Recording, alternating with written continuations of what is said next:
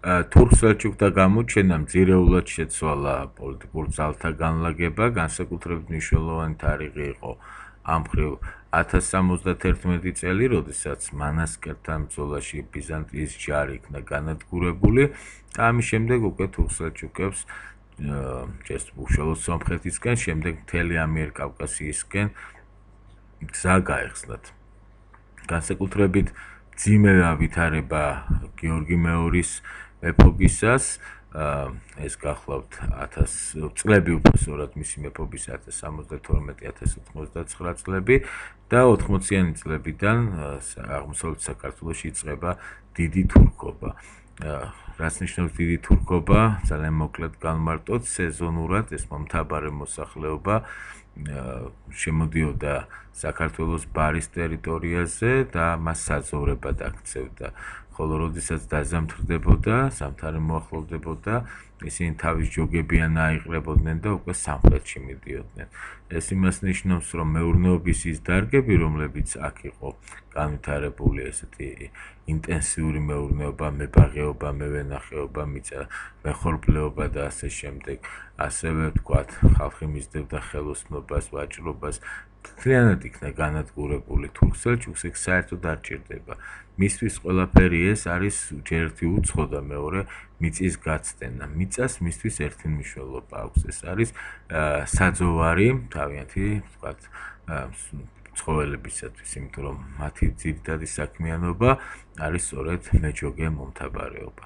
ეს ნიშნავდა მეურნეობის განადგურებას, ეს ნიშნავდა მოსახლეობის აყრას, ქართველი მოსახლეობისა და სადღაც სხვაგან გახიზნვას, შეიძლება ეს ყოფილიყო ქართლის მთიანეთი, შეიძლება ყოფილიყო იმერეთის მეზობელი ტერიტორიებიც. მეორე მხრივ ეს კიდევ უფრო დიდ საშიშროებასაც ბადებდა, ანუ თუ თურქ-სელჩუკები თანდათანობით ბინადარ ცხოვრებაზე გადავიდოდნენ და უკვე იწყებენ გადასვლას, ბუნებრივია, ისინი სულ უფრო ნაკლებად დატოვებენ საქართველოს ტერიტორიას ზამთარშიც კი, მათთვის უკვე ეს იქნება არა საძოვარი, არამედ საცხოვრისი, ანუ რეალური საშიშროება ქართულ ხალხს, ყოველ შემთხვევაში აღმოსავლეთ საქართველოს ეთნიკური ასიმილაციისა განადგურებისა, რა თქმა უნდა, ექნება. სამწუხაროდ, გიორგი მეორემ ამ პრობლემების დაძლევა ვერ მოახერხა. ისტორიულ წყაროებს თუ ვენდობით და პირველ რიგში მათგანი ქართლისა ისეს, რომელიც ამ პერიოდს გადმოგვცემს და უშუალოდ დავითის უცნობ ისტორიკოსაც, ჩვენ თითქოს წმუნდებით იმაში, რომ გიორგი მეორე გარკვეულწილად ეგუება ამ მძიმე ხვედრს, რასაც არ ეგუება ქართველი პატრიოტთა დასი და ასი, რომელიც გიორგი მეორეს აიძულებს 1099 წელს ტახტიდან გადადგეს და სამეფო გვირგვინი დაუთმოს მის 16 წლის შვილს დავით აღმაშენებელს, რომელიც 1099-1125 წლებში მეფობს. ეს არ იყო, შეიძლება ეს არ იყო მთლად ნებაყოფლობითი გადაწყვეტილება გიორგი მეორის მიერ, შეიძლება გარკვეული ძალის ხმევა საჭირო გახდათ მისი გადაყენებისათვის ტახტიდან, თუმცა როგორც ჩანს, რამეთი წინააღმდეგობას ადგილი არ ქონია, მით უფრო რომ გიორგი მეორე, ასე ვთქვათ, მაინც ინარჩუნებს ფორმალურად მეფის ტიტულს სიკვდილამდე, თუმცა რეალური ძალაუფლება, რეალური მმართველობა, ანუ მეფობა დავით აღმაშენებლის ხელშია. ჩვენ ძალიან ცუდად მოვიქეცით ალბათ, რომ ესე სწრაფად და ესე მოკლედ მიმოვიხილეთ ის ძირითადი პროცესები, რომელიც დავითის გამეფებას წინ უძღოდა, რომელთაც მე-11 საუკუნეს საქართველოს ისტორიაში ეს ძალიან მნიშვნელოვანი ეპოქა წარმოდგენილია, მაგრამ ისევ და ისევ მინდა ახსნა ესეთი გადაწყვეტილება ჩვენ ვერ ვატევთ უბრალოდ ამ დროში, ამ 15 კვირაში საქართველოს ისტორიის სრულ კურსს. ამიტომ იძულებული ვართ გარკვეული პერიოდები განსაკუთრებით მნიშვნელოვანი წარმოვაჩინოთ. მას ესე დავითი როცა ტახტზე ავიდა, მის წინაშე ბევრი გადაუწყვეტელი იმ დროისთვის ყოველ შემთხვევაში პრობლემა იყო.